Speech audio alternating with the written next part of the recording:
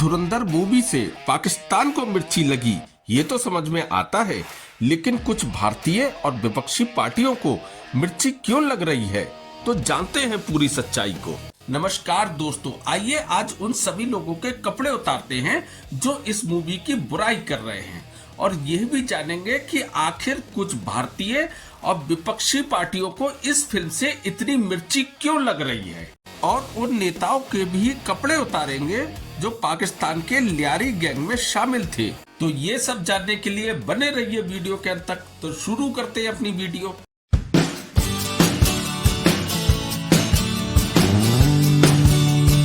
दोस्तों, धुरंधर मूवी 5 दिसंबर 2025 को रिलीज हुई, और इसके रिलीज होते ही पाकिस्तान और हमारे ही देश के कुछ बुद्धिजीवी, कुछ फिल्म समीक्षक और विपक्षी पार्टी के नेता क्यों तिलमिला गए, क्योंकि ये मूवी सत्य घटना पर आधारित है। इसलिए इस फिल्म में पहले के भारत और आज के भारत में जमीन आसमान का अंतर साफ दिखता है।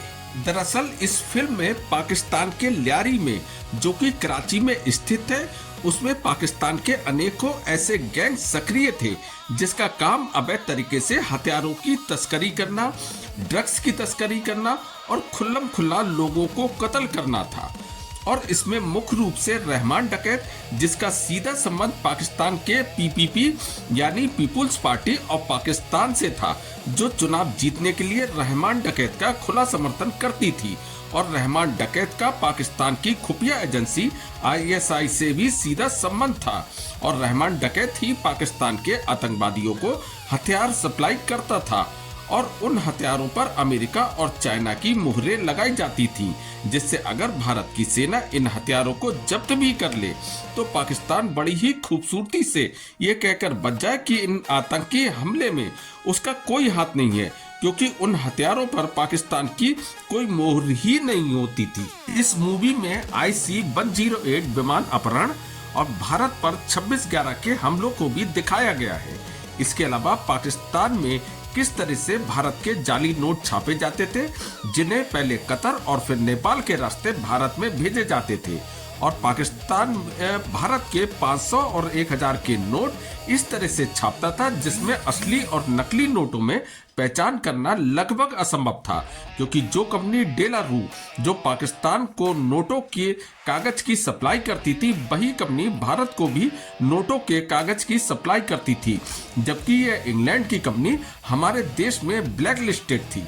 लेकिन फिर भी हमारे देश के एक बहुत बड़े नेता के बेटे के कहने पर इस कंपनी से नोटों के पेपर की सप्लाई ली जा रही थी। ये कौन नेता थे और इनके बेटे का क्या नाम था, ये मैं बाद में बताऊंगा। और अब पाकिस्तान को भारत के नोटों के पेपर तो मिल गए, अब उसे जरूरत थी नोटों की प्लेट या नोटों की डाई की। ये डाई भी हमारे ही देश के एक भ्रष्ट नेता के बेटे ने पाकिस्तान को उपलब्ध करा दी थी, जिसके परिणाम स्वरूप एक समय भारत के पास लगभग 40% नकली नोटों की करेंसी इकट्ठा हो गई, जिससे भारतीय रिजर्व बैंक तक अछूता नहीं रहा। रिजर्व बैंक तक में हजारों करोड़ के जाली नोटों की करेंसी इकट्ठा हो गई थी। तो पहले हम पाकिस्तान के नजरिए से जानेंगे कि आखिर पाकिस्तान को इतनी मिर्ची क्यों लग रही है। नंबर 1, धुरंधर मूवी में दिखाया गया है कि कैसे भारत के एक रॉ एजेंट ने पाकिस्तान की साजिशों को नाकाम किया। नंबर 2, पाकिस्तान कैसे आतंक को राजनीति की तरह इस्तेमाल करता है। नंबर 3, कैसे भारत हर चाल का काउंटर तैयार रखता है, और पाकिस्तान की तो आदत है झूठा नैरेटिव फैलाना, खुद को पीड़ित दिखाना और आतंकवाद पर पर्दा डालना। लेकिन इस फिल्म ने पाकिस्तान के झूठ को बेनकाब कर दिया।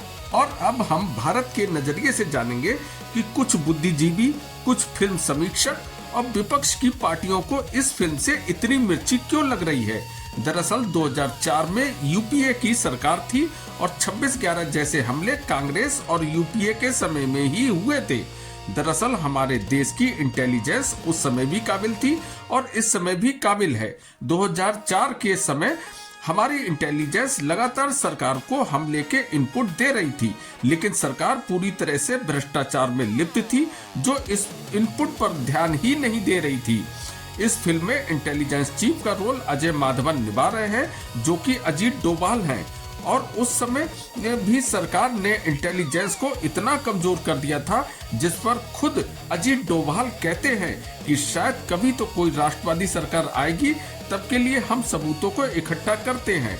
2004 में भारत की इंटेलिजेंस और सेना को उस समय की यूपीए सरकार ने बेड़ियों में जकड़ दिया था, और जो कंपनी भारत में जाली नोटों का कारोबार बड़े पैमाने पर कर रहा था, उसमें उस समय हमारे देश के वित्त मंत्री पी चिदम्बरम थे, और डेलारू कंपनी जो कि भारत में ब्लैकलिस्टेड होने के बावजूद वित्त मंत्री पी चिदम्बरम के बेटे उस कंपनी से नोटों के पेपर ले रहे थे, जिससे वो पेपर पाकिस्तान को भी आसानी से उपलब्ध हो जाए।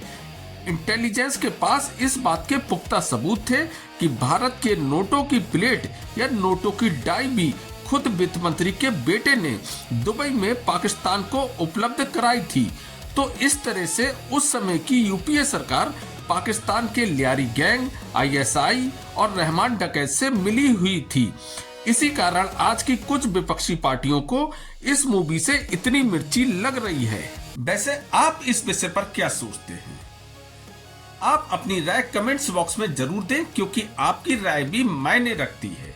और अगर आपको मेरा वीडियो पसंद आया हो तो प्लीज इसे लाइक करें, शेयर करें, और आपने अभी तक अगर मेरा चैनल सब्सक्राइब नहीं किया है तो इसे अभी सब्सक्राइब करें। और मेरा अगला वीडियो अगले शनिवार को आएगा, जिसमें मैं महाराष्ट्र के पूर्व मुख्यमंत्री अशोक चव्हाण को नंगा करूंगा, जो कह रहे थे कि ऑपरेशन सिंदूर के समय पाकिस्तान ने भारत को 1 घंटे में ही हरा दिया था।